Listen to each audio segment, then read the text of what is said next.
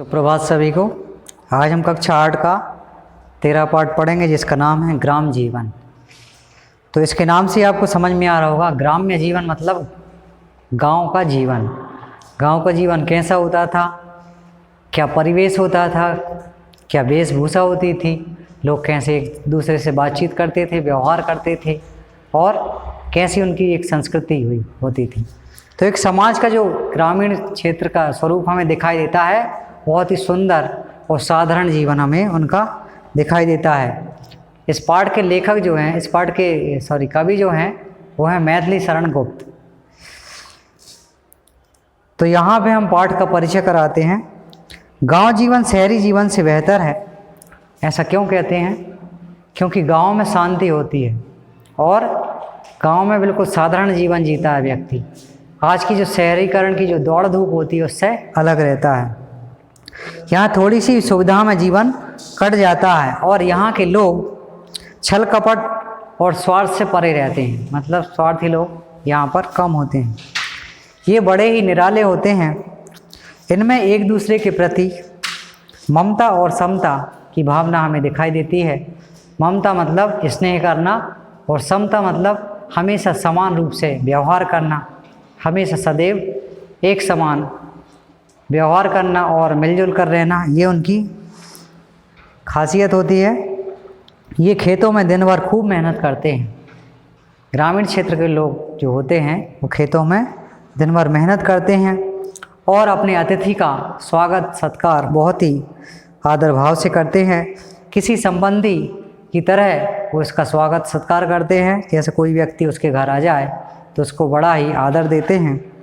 इस प्रकार पाठ में गांव को शहर से श्रेष्ठ बतलाने का प्रयास कवि ने अपनी कविता में किया है और इसका बड़ा ही आकर्षक रूप हमें यहाँ पर दिखाई देता है। आइए हम पाठ को थोड़ा सा पढ़ लेते हैं।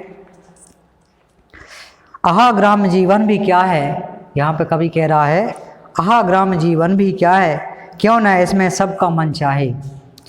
तो गांव का जीवन जो है वो बहुत ही सुंदर है। तो यहाँ पर कवि कहना चाहता है कि यहाँ पर सबका मन क्यों नहीं चाहता, सबका मन यहीं बसना चाहता है।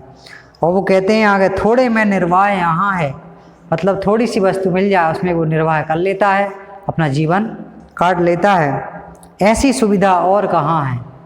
आपने देखा होगा शहरों में मूलभूत आवश्यकताओं की वस्तुओं की आपाधापी लगी रहती है, उसमें व्यक्ति लगा रहता है भाग दौड़ में। सुख संसाधन जो होते हैं संसाधनों में लगा रहता है, परंतु गांव में थोड़े से में ही निर्वाह कर सकता है व्यक्ति। यहाँ शहर की बात नहीं है। यहाँ शहर की बात क्या नहीं है, दौड़ धूप नहीं है और सुख संसाधन जो है उनका बार बार एकत्रित करना ये भी नहीं है। अपनी अपनी घात नहीं है। यहाँ कोई किसी से बैर भाव भी नहीं रखता है और घात नहीं है। धोखा देने वाले भी गाँव में कम होते हैं। आडंबर का काम नहीं है, अनाचार का नाम नहीं है। आडंबर मतलब दिखावा भी नहीं है और अनाचार मतलब किसी पे बेवजह अत्याचार करना, वो भी यहाँ पर नहीं है। दूसरी पंक्ति में कवि कहता है, सीधे साधे भोले भाले है ग्रामीण मनुष्य निराले। यहाँ के लोग बहुत ही सीधे साधे और सरल स्वभाव के हैं और ग्रामीण मनुष्य निराले, गाँव के मनुष्य जो होते हैं वो बहुत ही निराले होते हैं, बहुत ही अलग प्रकार के होते हैं। एक दूसरे की ममता है, सब में प्रेममयी समता है। वह एक दूसरे से स्नेह करते हैं और सदैव मिलजुल कर रहते हैं। यद्यपि वे काले हैं तन से, पर अति ही उज्ज्वल हैं मन से। वो भले ही सुंदर ना दिखते हों, परंतु उनका मन जो रहता है बहुत ही सुंदर और साफ होता है। अपना और ईश्वर का बल है, अंतःकरण अति सरल है। अपना और ईश्वर का बल है, उन्हें स्वयं का मतलब एकता का बल उनमें कूट कूट कर भरा होता है और अंतःकरण उनका जो हृदय होता है बहुत ही सरल और सजीव होता है, जो हमें मन को अच्छा लगने वाला होता है। प्रायः सबकी सब विभूति है, पारस्परिक सहानुभूति है। वो सदैव एक दूसरे से सहानुभूति की भावना रखते हैं, सदैव मिलजुल कर रहते हैं, एक दूसरे के सुख दुख में साथ देते हैं। ऐसा यहाँ पर कवि ने गाँव का जीवन बताया है। कुछ भी ईर्षा द्वेष नहीं है, कहीं कपट का लेश नहीं है और ग्रामीण क्षेत्र के लोगों में ईर्षा द्वेष की भावना भी कम पाई जाती है। कहीं कपट का लेश नहीं है। यहाँ कभी कहना चाहता है उनमें कपट की भावना लेश मात्र भी नहीं है, बिल्कुल नहीं है। छोटे से मिट्टी के घर हैं, लिपे पोते हैं, स्वच्छ सुघर हैं। ग्रामीण क्षेत्र के जो लोग होते हैं उनके घर मिट्टी के बने होते हैं और लिपे पोते होते हैं, गोबर से लीप कर वो अपना घर बनाते हैं, परंतु वो मिलजुल कर रहते हैं, यही उनका सबसे बड़ी विशेषता होती है। गोपद चिन्हित आंगन तट हैं, रखे एक और जल घट हैं।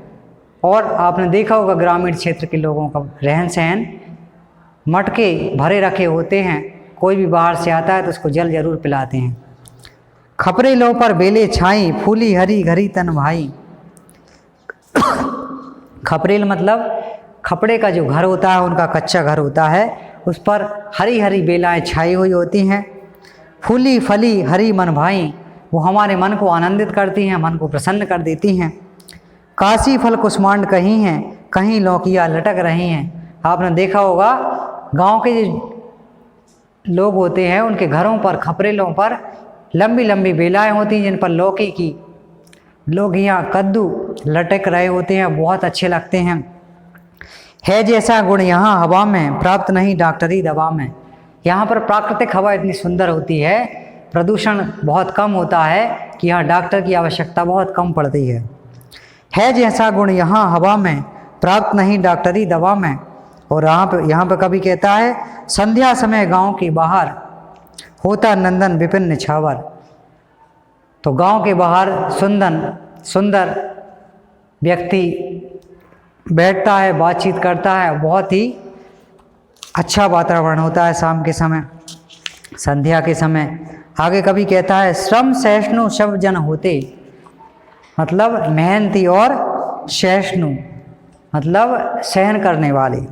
आलस में ना पड़े सोते, ये लोग आलस करते हैं, न कोई किसी प्रकार का इनके मन में आलसीपन का स्वभाव होता, हमेशा मेहनत के लिए सदैव तत्पर रहते हैं। दिन दिन भर खेतों में रहकर करते रहते काम निरंतर, यह दिन प्रतिदिन खेतों में रहकर रात दिन एकजुट होकर काम करते रहते हैं। अतिथि कहीं जब आ जाता है, मतलब मेहमान इनके घर यदि आ जाए, तब वहाँ आतिथ्य यहाँ पाता है, बहुत सुंदर तरीके से उसका आतिथ्य होता है, बहुत सुंदर तरीके से उसका अतिथि भाव से स्वागत सत्कार किया जाता है। ठहराया जाता है ऐसे कोई संबंधी हो जैसा, भले ही वो सगा संबंधी ना हो, फिर भी उसे स्नेह और प्रेम के साथ उसका आदर सत्कार किया जाता है जैसा कोई सगा संबंधी हो। तो यहाँ पर जो सुंदर पाठ यहाँ पर कवि ने प्रस्तुत किया था, जिसका नाम था ग्राम्य जीवन। आज हमने ग्राम्य जीवन के बारे में पढ़ा कि गांव का जीवन कैसे होता है और कितनी सुंदरता होती है इसमें। आशा करता हूँ आपको पाठ समझ में आया होगा। धन्यवाद।